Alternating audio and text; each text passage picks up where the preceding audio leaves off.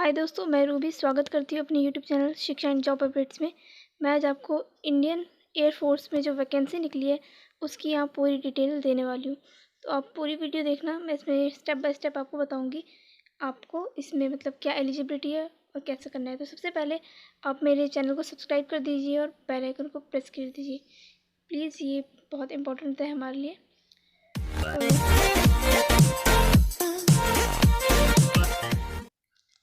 सबसे पहले तो हम गूगल पर जाएंगे और वहाँ इंडियन एयरफोर्स सर्च करेंगे। जो सबसे पहली वेबसाइट आएगी हमें उसे ही ओपन करना है। ओपन करने के बाद हमारे पास ऑफिशियल वेबसाइट ओपन हो जाएगी इसकी। ये देखिए इंडियन एयरफोर्स की। हमें इसमें 3 डॉट्स जो दिख रहे हैं उस पर क्लिक करना है। देन कैरियर पर जाना है। कैरियर पर जाने के बाद आपको यहाँ पे नोटिफिकेशंस दिखेंगी, जिसमें से आपको लेटेस्ट नोटिफिकेशन जो अभी निकली है उसे डाउनलोड कर लेना है। उसमें पूरी जानकारी हमें दी गई है।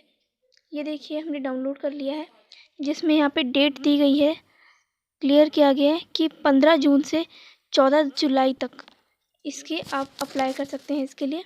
और यहाँ पर एग्ज़ाम की भी डेट दी गई है। देखिए online AFCET examination will be conducted on 19 September 2020 and 20 सितंबर 2020।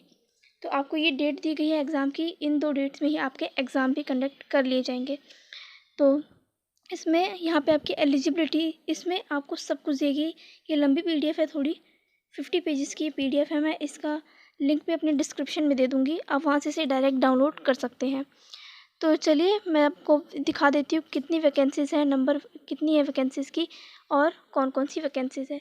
सबसे पहले तो यहाँ पर देखिए फ्लाइंग ब्रांच में है। सबसे पहली है फ्लाइंग ब्रांच में AFCET एंट्री की, जिसमें वैकेंसीज टोटल है 74। या मैन और वुमेन दोनों की वैकेंसीज हैं। और दूसरी है उसी के नीचे ग्राउंड ड्यूटी टेक्निकल की, उसमें भी आपको दी गई है 26 एंड 16। ये उसी के पार्ट्स हैं। इसमें आप यहाँ स्टेप बाय स्टेप सारे पोस्ट देख सकते हैं, किसकी कितनी पोस्ट है और आप किसके लिए एलिजिबल है, तो आप उसके लिए अप्लाई कर सकते हैं। यह NCC के लिए भी है। और ये देखिए NCC स्पेशल एंट्री है, यहाँ पे उसकी भी पोस्ट है। दूसरा है टाइप ऑफ कमीशन। तो यहाँ पे देखिए परमानेंट कमीशन है, PCA सिर्फ मेन के लिए है।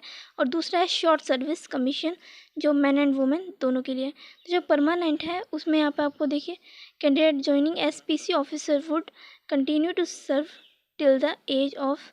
या देखिए आपको मतलब परमानेंट जॉब के लिए ये सिर्फ मेन के लिए है, लेकिन जो शॉर्ट सर्विस होती है 14 to 15 ईयर्स की, तो यहाँ मैन एंड वुमेन दोनों के लिए है वो। दूसरी बात, अब इसमें नेक्स्ट बात ये आ जाती है कि इसकी एलिजिबिलिटी क्या होगी, मतलब एज क्या चाहिए होगा, फिज़िकल मतलब स्ट्रेंथ क्या चाहिए होगी, वो सब मैं आपको यहाँ अभी दिखा देती हूँ नोटिफिकेशन में आगे। तो यहाँ देखिए एलिजिबिलिटी कंडीशंस दिखाया गया है। Nationality, candidate must be a citizen of India as per Indian citizenship act 1955। मतलब आप इंडिया से ही बिलोंग करने चाहिए। अगर आप अदर कंट्री से बिलोंग करते हैं तो आप इसके लिए अप्लाई नहीं कर सकते हैं। या एज रिस्ट्रिक्शंस भी दी गई है कि आपकी एज कितनी होनी चाहिए। ये देखिए मतलब फ्लाइंग ब्रांच के लिए जो है उसकी मतलब 20 to 24 एज यहाँ दी गई है। मतलब मिनिमम और मैक्सिमम दोनों 20 to 24 होनी चाहिए। या मतलब 26 की भी अगर आप हैं तो इसके लिए अप्लाई कर सकते हैं, क्योंकि लास्ट में देखिए दिया गया है रिलैक्सेबल अप टू 26 ईयर्स। तो आप अगर 26 ईयर्स तक है तो आप इसके लिए अप्लाई कर सकते हैं। ग्राउंड ड्यूटी का भी यही है 20 to 26 ईयर। और मैरिटल स्टेटस आप इससे थोड़ा केयरफुली पढ़िएगा। यहाँ पे दिए candidates below 25 years of age must be unmarried as at the time of commencement of course.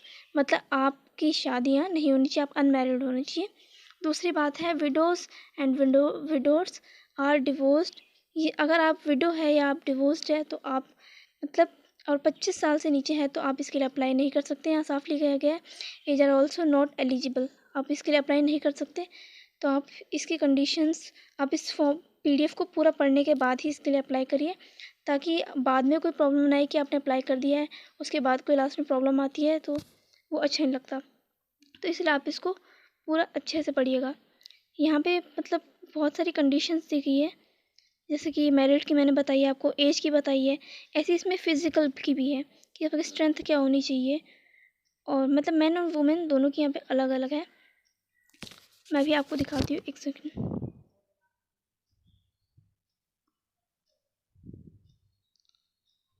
एक मिनट, तो बस बेसिकली यही है कि आपको ये पूरी PDF पढ़नी होगी, उसके बाद ही आप इसके लिए अप्लाई कीजिएगा। लेकिन अगर आप चाहते हैं कि मैं फॉर्म फिल करके भी दिखाऊं, तो आपको उसके लिए मुझे मतलब कमेंट करना पड़ेगा, बताना पड़ेगा, तभी मैं आपको दिखाऊंगी। यहाँ देखिए एजुकेशन क्वालिफिकेशंस मैं बता दूँ आपको। फ्लाइंग ब्रांच के लिए अलग है, मतलब candidate should have mandatory pass with a minimum of 50% marks, मतलब आप 12th पास होनी चाहिए। मैथ और फिज़िक्स ये आपके कंपलसरी सब्जेक्ट है और 50% मार्क्स से आपके अबव मार्क्स आने चाहिए। दूसरा है ग्रेजुएशन आपके पास होनी चाहिए 60% मार्क्स के साथ। दूसरा ग्रेजुएशन अगर आपने किया या बीटेक किया है या फिर सेक्शन AB के एग्ज़ाम दिए हैं, तो इन तीनों में से आपको ऑप्शन दिया गया है। अगर आपने इनमें से कुछ भी किया और 60% मार्क्स से अबव है तो आप इसके लिए अप्लाई कर सकते हैं। ये इसकी एजुकेशन यहाँ पे मांगी गई है। दूसरा ग्राउंड ड्यूटी की, यहाँ पर भी मेनली ये बताया गया है 10th +2 और 50% मार्क्स अबव होने चाहिए एंड मैथ्स और फिज़िक्स इज़ टू इम्पॉर्टेंट। तो आप अगर आपके पास ये सब्जेक्ट थे और आपके मार्क्स भी अच्छे हैं तो इट्स टू गुड, आप इसके लिए अप्लाई बिल्कुल कर सकते हैं। और अगर आपको कोई डिफ़िकल्टी है या आपके मन में कोई भी क्वेरी है तो आप वो मुझे कमेंट करें, मैं उसका आंसर यहाँ ज़रूर दूँगी। इसी तरह आपको मतलब यहाँ पे स्टेप बाय स्टेप सारे मतलब एजुकेशन क्वालिफ़िकेशन यहाँ पे दी गई है। सब में मिनिमम मतलब एक ही क्वालिफ़िकेशन मांगी गई है। जो टेक्निकल है उसमें थोड़े आपके अलग सर्टिफिकेट्स होंगे, वरना 10th +2 एंड ग्रेजुएशन तो सबके लिए है यहाँ। इस तरह आपको ये पूरी PDF रीड करनी होगी, ये आपके लिए बहुत ज़रूरी है। मैंने आपको इसमें मेन जो पॉइंट्स थे वो आपको यहाँ मैंने बता दिया है, लेकिन interested candidate please read out.